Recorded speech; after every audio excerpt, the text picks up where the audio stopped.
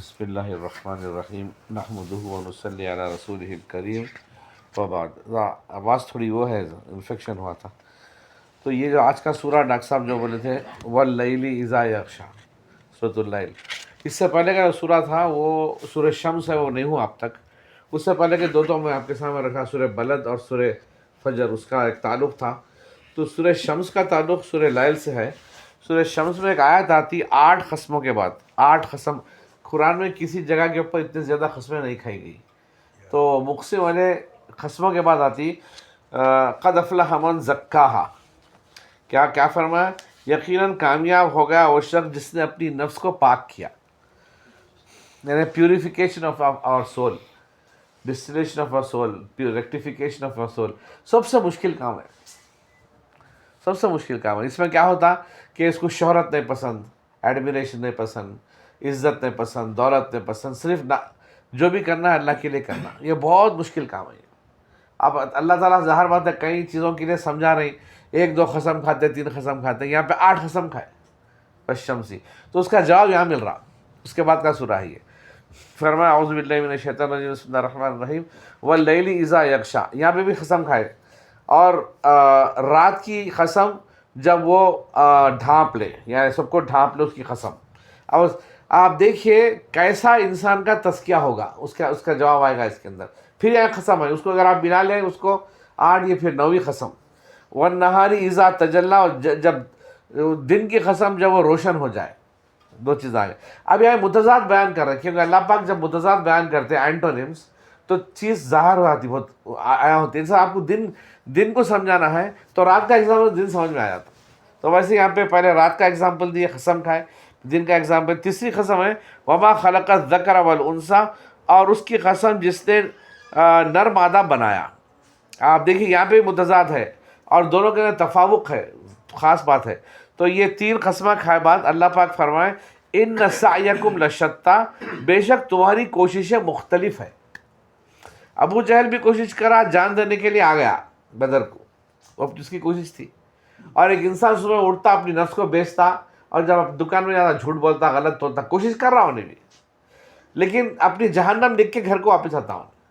اور بعض لوگ ایسے ہوتے جو برابر تولتے اور جو ہے نا حساب سے کام کرتے، اور ڈاکٹر جا کے اپنا کام برابر کر لیا، وہ اللہ کے پاس نیک بن کے گھر کو واپس آتا۔ تو یوزلی انسان پیدا ہوتا ہے کہ تھوڑی بہت ایمان کی حالت میں، اور اکثر لوگ اپنے بستر کو لوٹتے ہیں کفر کی حالت میں، کیونکہ بیچتے وہ ان سعیکم لشتی۔ اب یہاں پہ 3 شرطیں آ رہی، دیکھیے کیا ہے تزکیۃ النفس کے لیے، یعنی تزکیۃ النفس سب سے مشکل کام ہے۔ جہاد فی النفس، سرکار نے فرمایا مشکل ہے جہاد فی السیف کے، سیف جو تلوار والا جہاد ہے، وہاں جاتا ہے انسان اور سب تیار ہے اور اپنے آپ کو پیش کرتا، بعض وقت گردن کر دی، شہید بھی ہو جاتا۔ لیکن ایک جہاد فی النفس اتنا مشکل ہے کہ اس کو آپ کو استمراریاً جو ہے نا مجاہدے میں رہتے، آپ ہر قسم کے نفس کے مجاہدے سے آپ کو چلنا پڑے گا۔ تو فرمایا فَأَمَّا مَنْ آتا، یہ سب سے پہلی شرط ہے۔ اور کیا فرمایا؟ اور تو وہ جس نے دیا، جو اپنی خواہشات کو رکھتے ہوئے اور دین کے لیے دے دیا، غریبوں کے لیے دے دیا، سب سے پہلی شرط ہے۔ اپنا محبوب مال دے دیا، لن تنالوا البر حتی تنفقوا مما تحبون، تم اونچی نیکی کو نہیں پہنچ سکتے جب تک کہ تم اپنی عزیز ترین چیز مجھے نہ دے دو۔ تو اکثر میں جو بات کرتا ہوں کہ لوگ یہ سمجھتے کہ زکوٰۃ کا جب معاملہ آتا، زکوٰۃ کی آیتیں زیادہ تر، یعنی 90% سے زیادہ وہ مکے میں نازل ہوئی، اور زکوٰۃ کا قانون بنا مدینے میں۔ زکوٰۃ کا مطلب ہے مال دینا، کئی کے لیے زکوٰۃ تزکیے کے لیے، اپنے اندر کی گندگی کو صاف کرنے کے لیے دینا۔ یہ 2.5% آپ کے جو کمائے ہوئے مال کو صاف کرتا صرف، اور علماء کا متفق علیہ اس کا فیصلہ ہے جو صرف 2.5% دیتا، 97.5% اپنے رکھتا، یہ بخیل مسلمان ہے، بخیل۔ خاص بات ہے اس کے اوپر ہمارے اویسی صاحب بھی غصہ ہے، پھر میں دلائل دیا، 10-15 دلائل دینا پڑا پورے آتھینٹک۔ تو اب آپ فرض کریں کوئی 10 لاکھ کما رہا اور 50,000 میں کام نکل جا رہا، اس کا 1 لاکھ میں کام نکل جا رہا، اب وہ 2.5% بھی نکال رہا انہیں، اور بچا ہوا مال اس کے باپ کی جاگیر نہیں ہے، معافی چاہتا ہوں اس کی۔ آپ کو وَآتَ الْمَالَ عَلَىٰ حُبِّهِ ذَوِي الْقُرْبَىٰ وَالْيَتَامَىٰ وَالْمَسَاكِينِ وَابْنَ السَّبِيلِ وَالسَّائِلِينَ وَفِي الرِّقَابِ، اتنے لوگوں کو آپ کو دینا ہے جو آپ کے نئے رشتہ دار ہیں، غریبان، یہ آپ کا اصل کام ہے۔ اسی سے جو ہے نا آپ کا تزکیہ ہوتا۔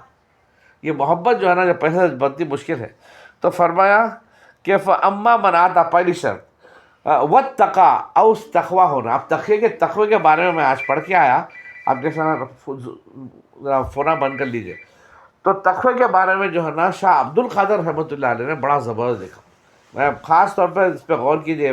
تقوی ہر جگہ کے اوپر اوصیکم بنفسی بتقوی اللہ، ہر جمعے کو اسے بولتے ہیں. ہم نصیحت کرتے ہیں تقوی کی. تقوی کیا ہے؟ شاہ عبد القادر نے اس کا ترجمہ کیا کہ کسی کا لحاظ کرنا، یعنی والدین ہے، والد کا اپنا لحاظ ہے، والدہ کا اپنا لحاظ ہے، آپ کی نوکری کا اپنا لحاظ ہے، ہر چیز کو اس جگہ کے اوپر رکھ کے چلتے رہنا، یہ تقوی ہے. سوچیں اب یہ بات کر، یہ بات کے اوپر سوچنا ہے. یعنی لحاظ کرنا تقوی ہے. اپنے بچوں کا لحاظ ہے، رشتہ داروں کا لحاظ ہے، غریبوں کا لحاظ ہے، یہ تقوی ہے.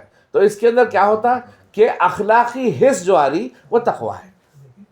اخلاقی حس. اب وہ ہدی للمتقین جو آتا نا، متقی لوگوں کے لیے ہدایت اس لیے ہے جو جس کا لحاظ کرتے ہیں. ہم بے لحاظ ہو جاتے، بے حس ہو جاتے کئی بار. تو سیکنڈ پوائنٹ کیا ہے اس کے لیے؟ پہلا پوائنٹ ہے اپنا عزیز مال دے دو. دوسرا پوائنٹ ہے تقوی اختیار کرو. فَأَمَّا مَنْ آتَى وَاتَّقَى. اب یہ بہت امپورٹنٹ ہے. تو اس کے بعد فرمایا اب سب سے مشکل تھرڈ پوائنٹ ہے. دیکھو یہ پورا یعنی آپ کا پورا لب لباب سورہ کا اس میں آیا وَصَدَّقَ بِالْحُسْنَى، اور سب سے اچھی بات کو سچ ماننا. اور یہ فرمایا، یہ سورۃ اللیل کے بارے میں فرمایا، یہ سورۃ اللیل سے سیدنا ابوبکر صدیق کے شان میں نازل ہوئی، اور سورۃ الضحیٰ محمد رسول اللہ کی شان میں نازل. تھوڑی دیر کے بعد سورۃ الضحیٰ آتی. تو یہ سورۃ الصدیق بھی کہا گیا. امام راضی نے اس کو کہا سورۃ الصدیق اس لیے وَصَدَّقَ بِالْحُسْنَى، سب سے زیادہ جو ہے نا بات کو سچ ماننا سب سے آگے سیدنا ابوبکر صدیق تھے مردوں میں، اور ادھر عورتوں میں بیوی خدیجہ کبریٰ. اور ان دونوں کا جب آپ رکھیں گے معاملہ تو سب سے زیادہ ان کا مال ہی خرچ ہوا ہے دین کو قائم کرنے کے لیے. ہجرت کے وقت کام آیا کا. اور امیہ بن خلف کے پاس جو ہے نا سیدنا بلال کو جو آزاد کرائے، بہت پیسہ لیا اس نے. اور ان کے والد صاحب باحیات تھے جب ابو قحافہ، انہیں بولے تمہیں کمزور جو غلام وہ کیوں کر رہے ہیں؟ تو بولے نہیں وہ اسلام لا لیا. دیکھو ہٹے کٹے غلام کو تم اگر آزاد کر پھر تمہارا مدعی بنتا، بولے اس کی نیت ہی نہیں ہے صرف اللہ کی ذات کے لیے. تو یہ بہت امپورٹنٹ ہے. وَصَدَّقَ بِالْحُسْنَى. تو ہمارا تقوی جو ہے وہ اخلاقی حص ہے، ہر چیز کا اپنی جگہ پہ لحاظ رکھنا. اچھا آپ دیکھیے جب لحاظ کی بات آتی تو ایک ہے نماز کا لحاظ، ایک ہے شریعت کا لحاظ، ٹھیک ہے نا، ایک اپنی ہے جبلی ہدایت کا لحاظ، ایک ہے آپ کی روح کا لحاظ، آپ کی معرفت کا لحاظ. اگر آپ روحانی ترقی نہیں کرے تو پتہ چلا یہ آپ کا جو باڈی سٹرکچر، انیٹومیکل باڈی جو بنائی گئی تھی روح کو پکانے کے لیے، آپ نے لحاظ، اب کیا متقی بنے گا یہ؟ وَمَا خَلَقْتُ الْجِنَّ وَالْإِنسَ إِلَّا لِيَعْبُدُونَ کی آیت ہے. ہم نے پیدا نہیں کیا جن اور انسان کو مگر ہماری بات کے لیے. آپ کون سی بھی تفسیر اٹھا لیے عربوں کی، وَمَا خَلَقْتُ الْجِنَّ وَالْإِنسَ إِلَّا لِيَعْرِفُونَ ہے اس کا ترجمہ. معرفت کے لیے عبادت دی گئی، بس اللہ کی پہچان ہو، اللہ کو جاننے والا بن جائے، اللہ کا محسوس کرنے والا بن جائے. یہ اصل تقوی ہے. دیکھو آپ فَأَمَّا مَنْ آتَى وَاتَّقَى وَصَدَّقَ بِالْحُسْنَى.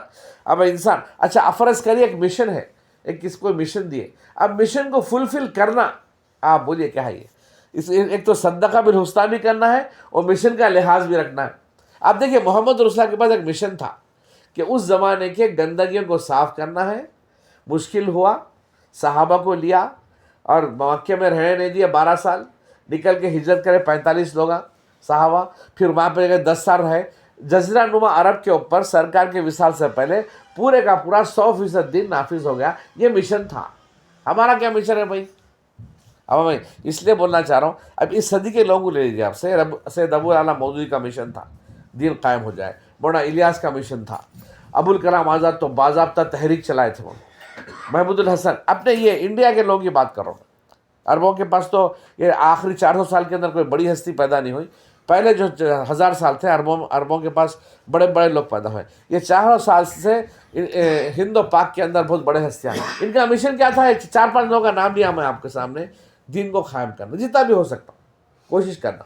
تو یہ ایک مشن لے کے چلنے والے نہیں ملیں گے. کیا مشن ہے ہمارا؟ بھائی تھوڑا پیسہ جمع کر کے تھوڑا غریبوں کا خیال کر لیں گے، یہ اچھی چیز ہے. یہ چھوٹا مشن ہے. جو چھوٹے مشن پہ چلیں گے اللہ تعالیٰ اس کو پورا کر لیں گے تو اللہ اس کا اپنا حساب دے دے گا. اللہ تعالیٰ بڑا کریم ہے. تو فَأَمَّا مَنْ آتَا، یہ پیوریفیکیشن دا سول ہو رہا. وَاتَّقَى وَصَدَّقَ بِالْحُسْنَى فَسَنُيَسِّرُهُ لِلْيُسْرَى، تو جلد ہم اسے آسانی مہیا کر دیں گے. اللہ کی آیت ہے جب مشاکل سے گزرتا انہیں، اللہ جیسا اس سے پہلے کہ سورہ میں آیا تھا لَقَدْ خَلَقْنَا الْإِنسَانَ فِي كَبَدٍ، ہم نے انسان کو صرف اس دنیا میں مشقت کے لیے پیدا کیا. ہم نے وعلیکم السلام، ہم نے انسان کو اس دنیا میں صرف مشقت کے لیے پیدا کیا. اگر کوئی اسٹرگل نہیں کر رہا دین کے لیے، اس کو دین نہیں مل سکتا. اگر اللہ کو حاصل کرنے کے لیے اسٹرگل نہیں کر رہا، اللہ نہیں مل سکتا. دنیا پھٹی کوڑی کی جگہ نہیں ملتی حضرت بغیر محنت کے. تو اللہ کے ساتھ مل جائے، دین کا ساتھ مل جائے، جنت کا ساتھ.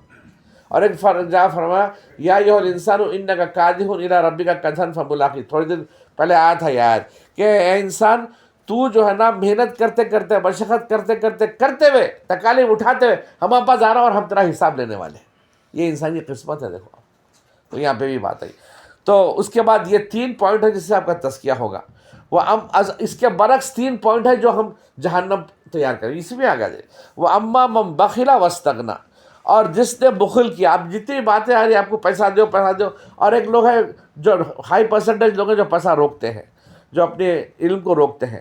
وہ بخیل، جو بخیل ہوگا، خواہشات نفس پہ چلتے ہیں، حرام کا خیال نہیں رہتا. وہ اما من بخل واستغنى، اور بے پرواہ کیئر نہیں کرتے. ارے ان کے بات بیکار ہے، ارے وہ کیا نہیں ہوتا صاحب، وہ غریبوں کو جو پڑھانا چاہ رہے نہیں ہو سکتا میں دیر. ارے کچھ نہ کچھ کر کے اسکیپزم. اور اسکیپزم کے اندر ابو جہل اسکیپزم نہیں کرا، ابو لہب کرا. اور مدینہ کے اندر تو منافقین صحابہ کی شب میں پھرے، 360 سرکار کے ساتھ اٹھ رہے بیٹھ رہے. یہ they will be in the dark al-asfali, in the deepest part of the hell رہیں گے. یہ منافقین کی تعداد سرکار کی صحبت میں بڑھ چکی تھی. اور اب محمد رسول اللہ ہمارے بیچ میں نہیں ہے تو اب کتنے معاملہ ہوں گے. دین کا لیبل لگانا آسان ہے. فرمایا وما یغنی عنہ، اچھا یہ واما من بخل واستغنى، ایک بخل کر رہا اور ایک بے پرواہی کر رہا. اور آخری پوائنٹ تو اور خطرناک ہے، کذب بالحسنی، اور اچھی بات کو باضابطہ پلان کر کے جھٹلاتے ہیں. جس بات کا آپ کا جو ہے سو، جیسا کہ فار ایگزامپل دعوت ہے، اس کے بعد ہجرت ہے، اس کے بعد قتال ہے، اس کے بعد اقامت الدین ہے. یہ میکینزم ہے، دین نہیں ہے. یاد رکھیے دین تو آپ کے 5 پوائنٹ ہیں، کلمہ، نماز و حج زکوٰۃ، اس کے بعد 5 ایمان کے پوائنٹ. یہ دین ہے، دین کے پرنسپل. یہ 4 میکینزمز ہیں جس سے دین اسٹیبلش ہوتا. یاد رکھیے دین آپ کا غالب ہونا چاہتا ہے، اور دین اس وقت مغلوب ہے، کفر غالب ہے. اگر کوئی مومن دنیا میں زندہ اپنے آپ کو مومن بول رہا، اس کو یہ فکر لگی ہوئی رہتی دینوں کیسا غالب کرنا. چاہے میری زندگی لگ جائے، میرا مال لگ جائے، میری جان لگ جائے، میں ٹکڑے ہو جاؤں، لیکن دین غالب ہو جائے. اس وقت سود غالب ہے. آپ کے ہر کام کے اندر، آپ کے جیب کے اندر، ہر جگہ اوپر سود ہی سود ہے. کیسا نکالنا اس کا سوچتا ہے. یہ محفل میں نہیں سوچ سکتے اوپر. وہ اما من بخل واستغنى وکذب بالحسنى، اور جس نے اچھی بات کو جھٹلایا. کیوں جھٹلاتے صاحب بات کو؟ جب لوگوں کے سامنے آتی، یا تو تعصب ہے، یا ہٹ دھرمی ہے، یا بغض ہے، یا کینہ ہے، یا حسد ہے، یا ضد ہے، یا تکبر ہے. 8 پوائنٹ ہے، دیکھ لیجیے، خاص بات ہے. اس کی وجہ سے اچھا ابو جہل کی میں بھی تعریف کرا تھا، نعوذ باللہ من الذالک. وہ بولتا تھا محمد رسول اللہ صحیح بول رہے ہیں، لیکن ہم ان کی بات اگر مان لیں گے، بنو امیہ کا تھا انہیں، تو بنو امیہ کو جھکنا پڑے گا بنو ہاشم کے سامنے. یہ تکبر تھا. اس کو ڈرانے انہیں، اپنے جائے گردن کٹا دیا انہیں. اس کے اوپر تو علامہ اقبال ایک نظم بھی لکھ دیا اٹھا کے، مگر ابو لہب کے فیور میں نہیں لکھے، عبداللہ بن ابی کے فیور میں نہیں لکھے، کیونکہ یہ چیزیں آتے ہیں. آج ہمارے پاس بھی ہٹ درمی، ضد، بغض، کینہ، یہ سب ہم کو ختم کر دے گی. اس کے بعد کذب بالحسنى فسنيسره للعسرى، تو ہم اسے جلد جہنم کی طرف مہیا کر دیں گے، پریشانی میں ڈال دیں گے. تو give the devil its due, اس کا تو اپنا تعریف کر دیا اپن. تو اس لیے رسول اللہ صلی اللہ علیہ وسلم ایک رات پہ اٹھ کے جو ہے نا 2 لوگوں کے لیے دعا کرے. عمر بن ہشام، جس کا نام ابو جہل، کچھ صفات دیکھے ہوں گے نا، تو جب دعا کرے دوسروں کے لیے نہیں کرے. عمر بن ہشام اور عمر بن خطاب کے لیے، عمر بن خطاب کے تعلق سے جو ہے دعا قبول ہو گئی. تو فسنيسره للعسرى وما یغنی عنہ مالہ اذا تردی، تو اس کا مال اسے کچھ کام نہ آیا مرنے کے بعد یا مرتے وقت. جو لوگ جمع کرتے ہیں مال کو، کیا کام آتا، اور وبال بنے گا یہ. اور ابو لہب کے بارے میں بھی تبت یدا یہی بات آ گئی.